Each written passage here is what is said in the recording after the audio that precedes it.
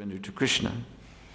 And these senses, this mind, they are Krishna's energy, and they must be engaged in his service. That's the point. We have to engage this mind and senses in Krishna's service. But from the position of spirit soul, not from the position of the mode of passion. Still under the influence of thinking, I'm this body. And therefore this knowledge is so important. Therefore this knowledge, this Bhagavat Tattva Vijnanam, realized knowledge of the Srimad Bhagavatam, is so important so that we may become established in our actual functional position as spirit soul, servant of Krishna. Muktir hitvanyata rupam svarupena vivashtita. Liberation does not mean, again, pulling apart mind from sense objects. Liberation means the soul, when the soul is established in his proper position of devotional service. So this is why the hearing process is so important.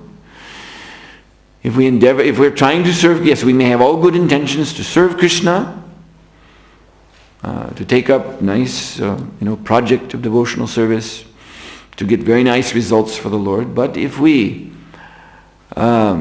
skimp on our hearing and chanting, on our reading of Srila Prabhupada's books of this, as Krishna says, tadatmanas tadbuddhyas tadatmanas tadnishnas tadprayana gachanti apunar abritam jnana nirdhuta kalmasha. We have to surrender our mind, intelligence, our faith, make him our refuge. And in this way, by transcendental knowledge, by the cultivation of transcendental knowledge, then we will make progress towards liberation. The dirty things of the heart, kalmasha, which Prabhupada in his word for word translates as misgivings, and another word for misgivings is doubts. These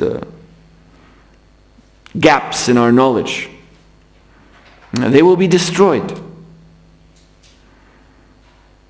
So this surrendering mind and intelligence and making Krishna our object of total faith and making him our refuge, this occurs. How? Shravanadi. Taking this hearing process seriously. You have to hear about Krishna.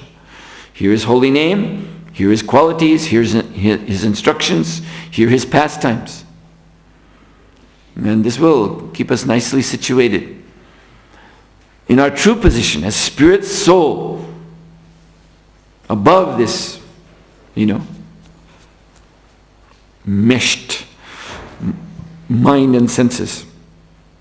This which is just the bodily conception of life. So this type of bona fide hearing, bona fide cultivation of knowledge is absolutely necessary. So it is very good that Radhadesh has become a world center of that. It's a very most valuable contribution to the society. And again, this is a totally different process of knowledge than mundane academic scholarship, which is just, what does Prabhupada say? I said, they have voracious minds consuming anything. And Prabhupada said, he classifies this as a form of atyahara. Atyahara, prayashascha, these 6 disturbances or destroyers of devotional service. Rupa Goswami warns about in his Upadeshamrita. The first is atyahara, which in the grossest sense means overeating.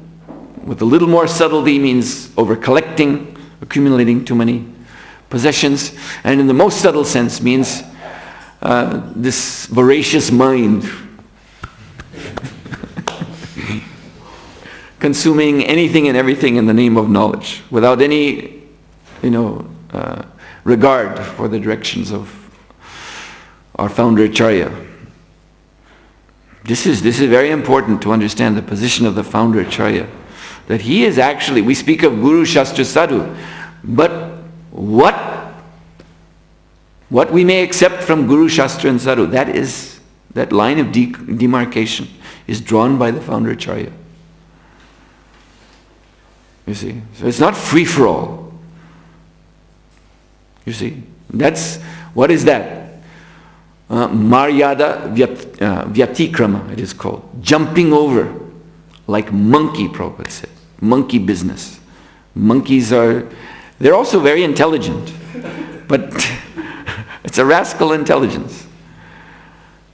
And there's a story, just to illustrate this, from Panchatantra, of the monkey, curious monkey. So he saw some woodcutters.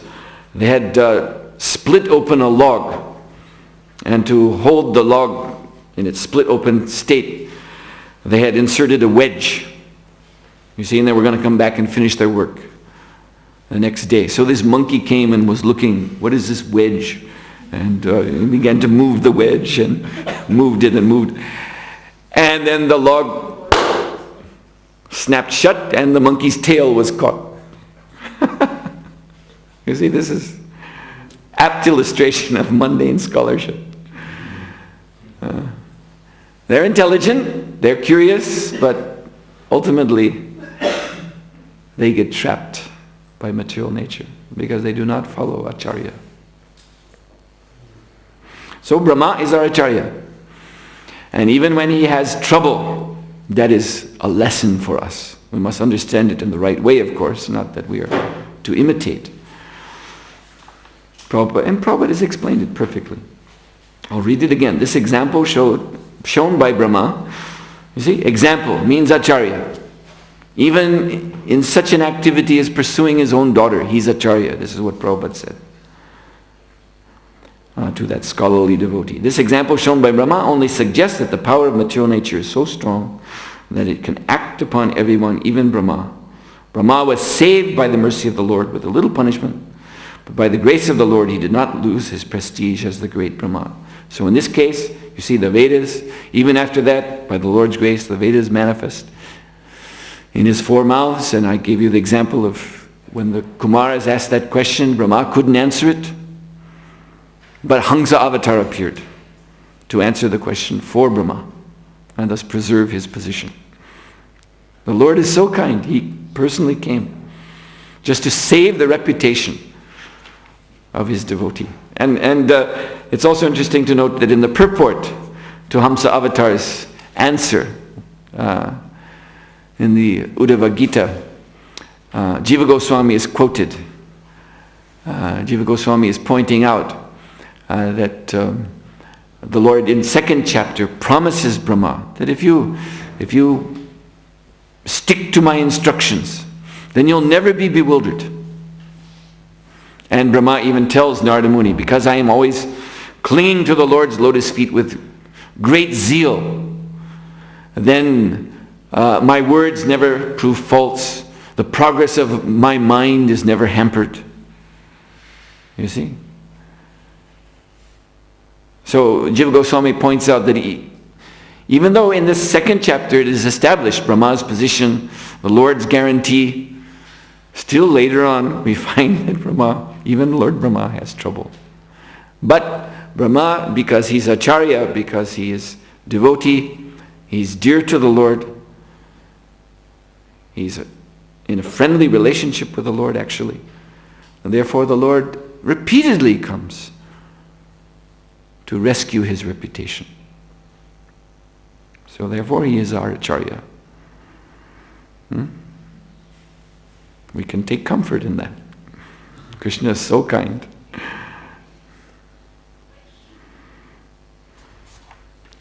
So I thank you very much for your kind attention. And if anyone has one important question,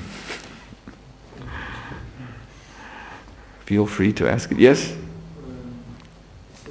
Rama, he got a small punishment. So I wonder what was this punishment? his embarrassment. This embarrassment in front of his sons were making these remarks, and he had to hear them. This is, yes. He gave up his that body that he was in, and that became fog. And he had to hear this criticism. I mean, for a father to hear criticism from his own sons, that's quite something. And what could he say? It was true. So little punishment was there. All right then, thank you very much. Srila Prabhupada ki jai. Srimad Bhagavatam ki jai. Gaur Premanandi Hari Hari Bol.